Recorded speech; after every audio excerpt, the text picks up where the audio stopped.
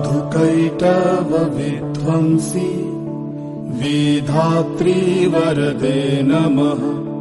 रूपं देहि जयं देहि यशो देहि दिशो जहि। महिषासुरनिर्णाशि भक्तानां सुखदे नमः।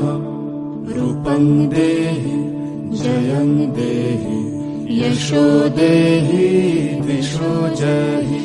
धूम्रनेत्र वधे देवी धर्म कामार्थदायिनी। रूपं देहि जयं देहि यशो देहि दिशो जहि। रक्तबीज वधे देवी